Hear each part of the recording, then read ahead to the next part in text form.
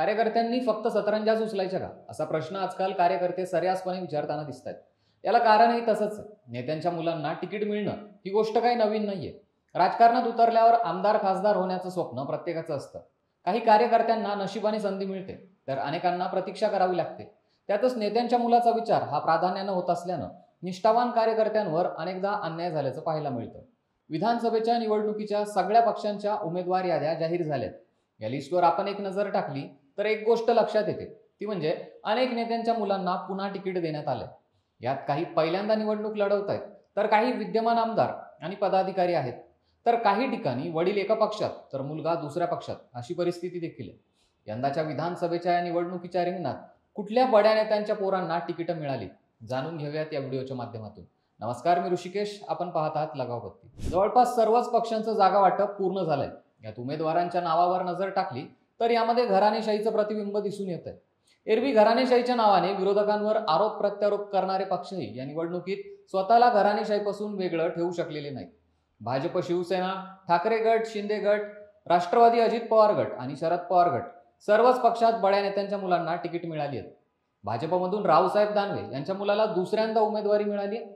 माजी केंद्रीय मंत्री रावसाहेब दानवे हे यंदाच्या लोकसभेत पराभूत झाले होते, पण भाजपने त्यांचा मुलगा संतोष दानवे यांना भोकरदनमधून उमेदवारी जाहीर केली। यापूर्वी देखील संतोष दानवे या मतदारसंघातून निवडून आले होते।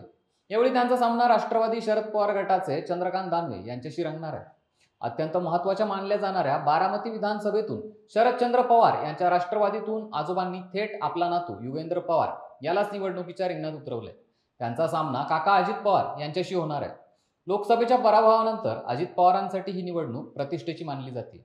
लोकसभा निवडणुकीआधी भाजपमध्ये प्रवेश केलेले महाराष्ट्राचे माजी मुख्यमंत्री अशोक चव्हाण यांच्या मुलीलाही संधी देण्यात आली।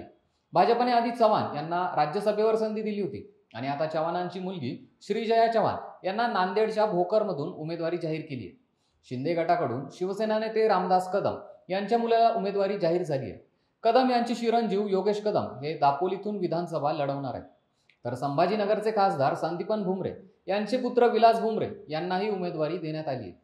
दर्यापूरमधून आनंदराव अडसूळ यांचे चिरंजीव अभिजित अडसूळ तर अनिल बाबर यांचा मुलगा सुहास बाबर याला खानापूर आटपाडी मतदारसंघातून संधी देण्यात आली। दुसरीकडे मनसे अध्यक्ष राज ठाकरे यांनी त्यांचे सुपुत्र अमित ठाकरे यांना माहीममधून उमेदवारी जाहीर केली, पण अमित ठाकरेंसाठी ही लढत अजिबात सोपी नसणार असं बोललं जात आहे, कारण अमित ठाकरेंना तिरंगी लढतीला सामोरं जावं लागणार आहे। अमित ठाकरेंविरोधात एकनाथ शिंदेंनी सदा सरवणकर यांना उमेदवारी जाहीर केली आहे। याशिवाय उद्धव ठाकरेंच्या शिवसेनेनंही माहीममधून महेश सावंत यांना निवडणुकीच्या रिंगणात उतरवले, तर दुसरीकडून उद्धव ठाकरेंचे पुत्र आदित्य ठाकरे हे पुन्हा निवडणुकीच्या रिंगणात आहेत। वरळी विधानसभा मतदारसंघाचे विद्यमान आमदार असलेले आदित्य ठाकरे पुन्हा एकदा मैदानात उतरले।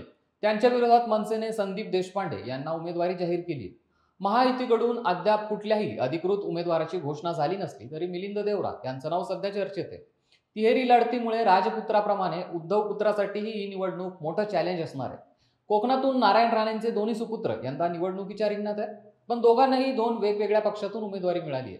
वडील नारायण राणे ज्या पक्षात खासदार आहेत त्या पक्षाकडून निलेश राणे यांना कणकवली विधानसभा मतदारसंघातून उमेदवारी देण्यात आली, तर राणेंचे दुसरे पुत्र आणि माजी खासदार निलेश राणे हे कुडाळ मालवण विधानसभेतून लढण्यास इच्छुक होते, पण हा मतदारसंघ शिंदेच्या सेनेला सुटल्याने त्यांनी सहज भाजपमधून शिवसेनेत प्रवेश करून उमेदवारी मिळवली। राष्ट्रवादी अजित पवार गटाचे प्रदेश अध्यक्ष सुनील तटकरे यांच्या कन्या आदिती तटकरे यांना श्रीवर्धनमधून उमेदवारी जाहीर करण्यात आली।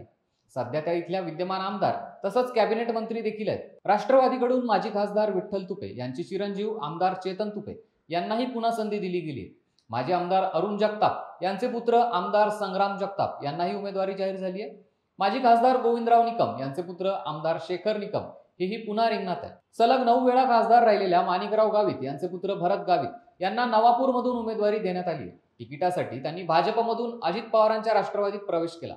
महाराष्ट्राचे माजी मुख्यमंत्री वसंतराव नाईक यांचे नातू तसेच माजी मंत्री मनोहर नाईक यांचा मुलगा आमदार इंद्रनील नाईक यांना पुसद मतदारसंघातून उमेदवारी देण्यात आली। दुसरीकडे नवी मुंबईत भाजपचे ज्येष्ठ नेते गणेश नाईक यांचे पुत्र संदीप नाईक यांनी नुकताच भाजप सोडून शरद पवारांच्या राष्ट्रवादीत प्रवेश केलाय।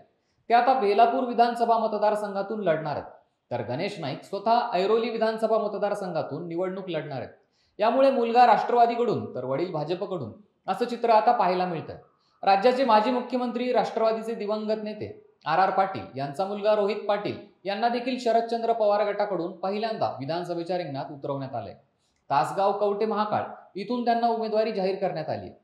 काँग्रेसचे दिवंगत नेते विलासराव देशमुख यांची दोन्ही मुलं धीरज देशमुख आणि अमित देशमुख हे दोघेही लातूर ग्रामीण आणि शहर या मतदारसंघातून यंदा निवडणुकीच्या रिंगणात दिसत आहेत. पतंगराव कदम यांचे पुत्र विश्वजित कदमांना यंदाही संधी देण्यात आली आहे.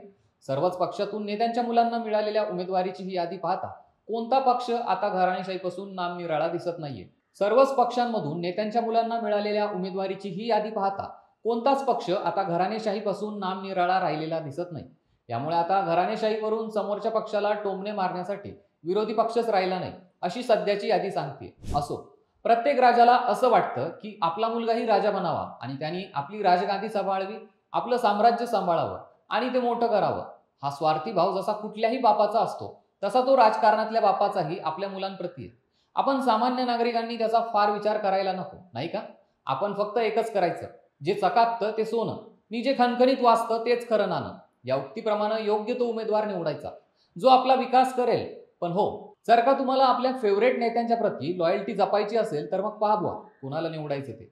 शेवटी काय, मत तुमचं आहे, तुमच्या हक्काचं आहे, द्या कोणाला द्यायचं ते. पण हा व्हिडिओ कसा वाटला ते आम्हाला कमेंट करून नक्की सांगा आणि आमच्या लगावबत्ती या YouTube चॅनलला नक्की सबस्क्राईब करा.